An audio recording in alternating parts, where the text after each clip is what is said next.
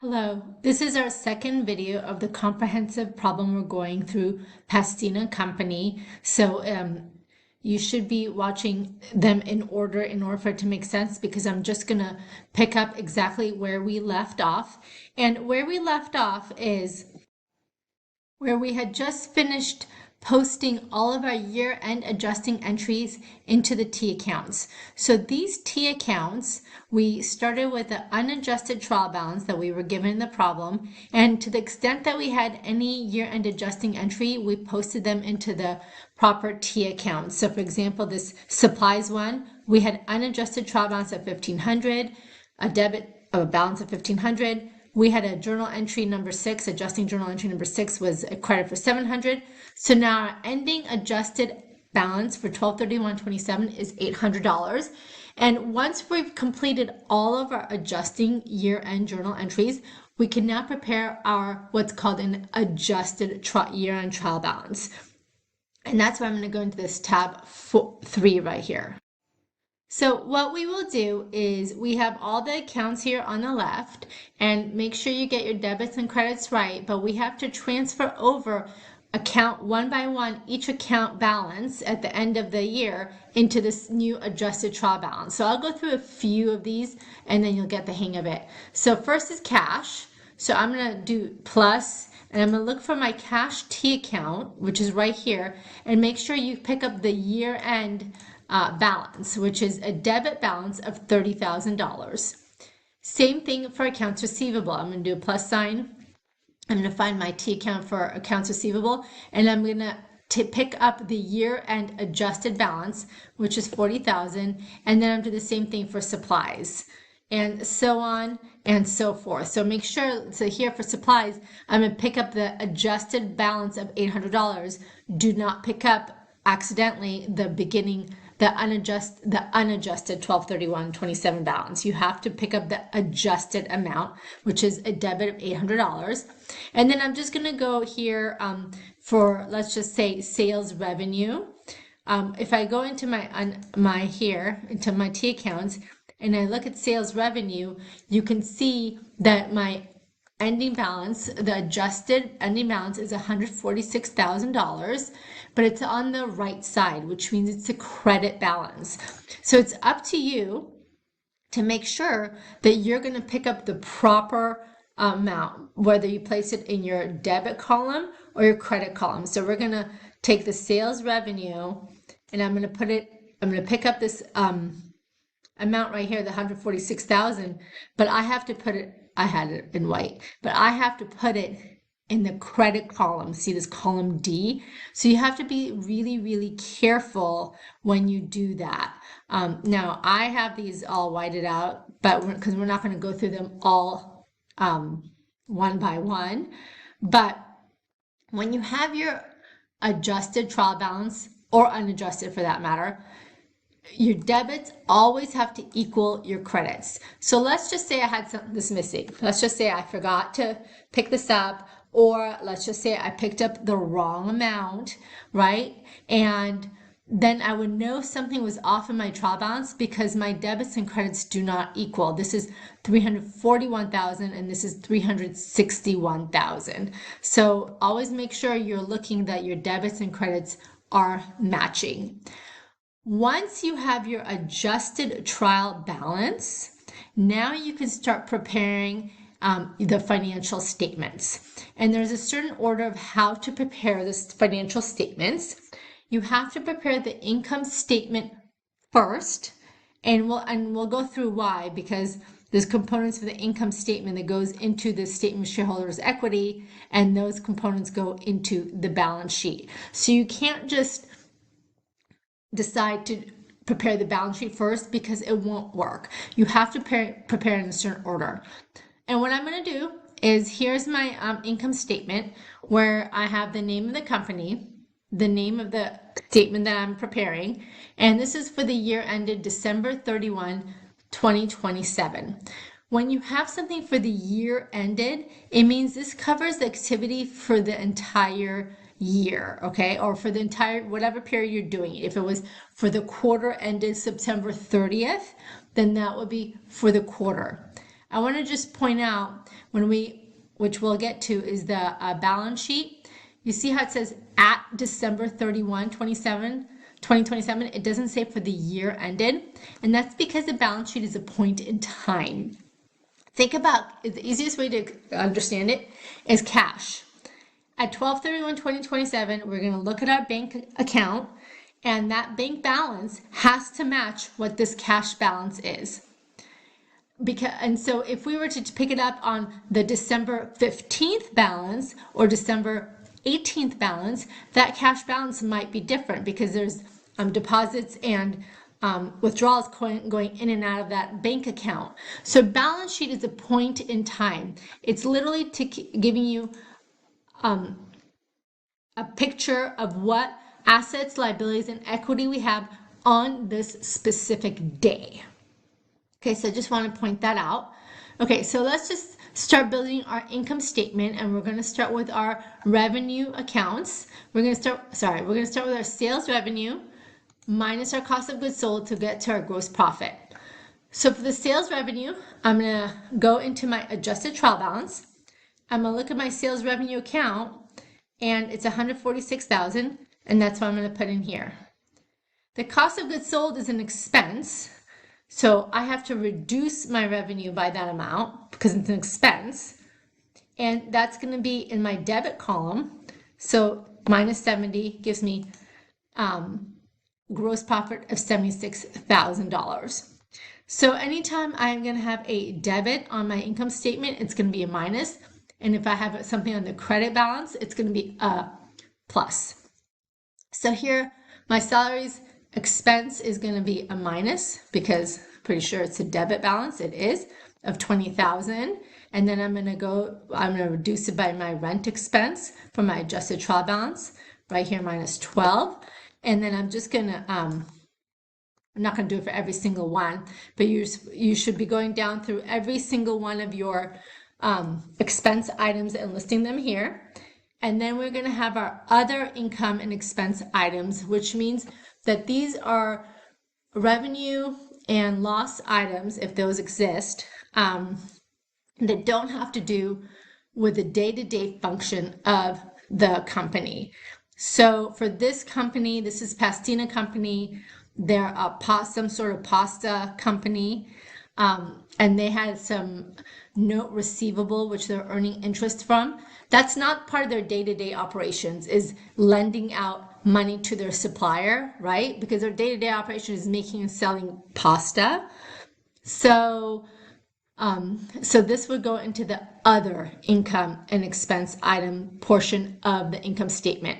But in any case, interest revenue, if it's a credit balance, which it should be, it's going to be increasing our income statement because it's revenue. And I have to look for my interest revenue, which is right here. So I'm going to add 1333 and make it black. And then I had also interest expense because this company took out a loan from the bank for $50,000, and we recorded interest expense for $1,500. So I'm going to minus that $1,500, and then I'm just going to, my net income is $24,133. So my income statement is now prepared and finished. Next item I'm going to do is go to the statement of shareholders' equity. And the statement of shareholders' equity is going to be a roll forward of all the equity items that occurred during the year. And what it does is you're going to look at your January 1, your beginning balance. And in these columns, you're going to have all the accounts that hit your shareholders' equity section. This is a very basic problem where we have common stock and retained earnings. But in a real company, they can have common stock, preferred stock, other comprehensive income, which we'll get to in later chapters, retained earnings. It can have various things across these columns. But my balance at January 1, 2027, I'm going to look normally I would go into my unadjusted trial balance, and then I have to list out here everything that occurred during the year, okay? Because basically the statement of shareholders' equity is like a story. It tells you what happened to the equity section during the year, what kind of transactions impacted these accounts, right? So I think of it as a story from the beginning of the year to the end of the year. Our balance on January 1, 2027, even if I just happen to know nothing happened to the common stock account, because when we had this item number 9 for adjusting entry, it says assume no common stock was issued during the year. So we had nothing hitting common stock during the year. So whether you pick up the balance from your unadjusted trial balance or adjusted trial balance, it'll be the same. And I'll show you here. This is my unadjusted trial balance. Here's my common stock was 60,000. But if I go to my adjusted trial balance and I look at my common stock, it's still 60,000. So my beginning balance for common stock is 60,000. My retained earnings, because I haven't closed out my income statement items into retained earnings yet, I can also look at my adjusted trial balance and look at my retained earnings balance. It's a credit, but the equity section is a normal balance, is a credit. So I'm going to put my $28,500 right in here. And so my beginning shareholders equity balance is $88,500. Now, I have to, if we have issuance of common stock, we would record something here, but we were told specifically that we didn't have that. Next comes in when we roll forward our retained earnings. We take our beginning retained earnings plus our current year net income or loss minus our dividends equals our ending retained earnings. Our current year net income is going to come straight from our income statement. So we're going to look at our income statement and we have net income for $24,133, and we're going to increase our retained earnings by that amount, okay? We also decrease retained earnings for any dividends that were declared during the year. Even if they were not paid, as long as they were declared during the year, we're going to reduce our retained earnings. And we'll get more into that in later chapters. I think it's the second semester of this intermediate accounting series. But the dividends reduce retained earnings. And we have this dividends line here. And basically, at the year-end adjusting entries, we were told that there were $4,000. I'm just going to make this black. I'm going to go back into my unadjusted trial balance, into my ending number 9, my ending year and adjusting entry. It said that during the year that $4,000 of cash dividends were paid to the shareholders during the year. So during the year, what this company did is they debited dividends and credit cash. But normally you would debit retained earnings credit cash, but you can have either way. This company decided to do the two-step process, and they debited the dividends account, which we will actually close out into our retained earnings account as part of our closing entries. But we're going to do that in a little bit. So now we have our ending shareholders equity account of $108,633. And now we can start preparing our balance sheet. So our balance sheet, again, we're going to go to our, I'm just going to fix this right here. We're going to go to our adjusting year-end journal, our adjusted trial balance at the year-end. And I'm just going to pick up the balance sheet accounts from that spreadsheet, from that worksheet. So I'm going to look at cash. I'm going to do plus. Again, go to my adjusted trial balance tab, pick up my cash. It's a debit, so it's going to be a plus. I can do the same thing for my accounts receivable. Here's my accounts receivable is $400,000. My supplies is $800. Sorry, my accounts receivable is $40,000, and so on and so forth. I'm going to do that for all my assets. Okay, and I just want to point out for the office equipment, let's go to office equipment. I'm going to find my office equipment here in row 15 is $80,000. And then if I go back to my adjusted trial balance, I'm going to look at row 16, my accumulated depreciation. This is a contra asset account, which means it reduces the office equipment account, but its normal balance is a credit. So when I prepare my financial statements, I'm going to I'm going to reduce my office equipment by the accumulated depreciation, which is $40,000, okay? And I just made these white fonts, so I didn't have to type everything, so I just undid it. So now I have my total assets, $194,633. I'm going to go through my current liabilities. First, I'm going to list out my current liabilities. Then I'm going to end up with my non-current liabilities, and then I'm going to list out my shareholders' equity account. So let's go to accounts payable. This normal balance is a credit, but I'm in my liability section, so I'm just going to do a plus 31. And then I'm going to do that for the rest of my current liabilities. Same thing. You can see here in the formula that I just went to my adjusted trial balance. My notes payable is also a liability, except it goes in the non-current liability section. So I'm doing here, I'm going to find my notes payable on row 19, 50,000 right here.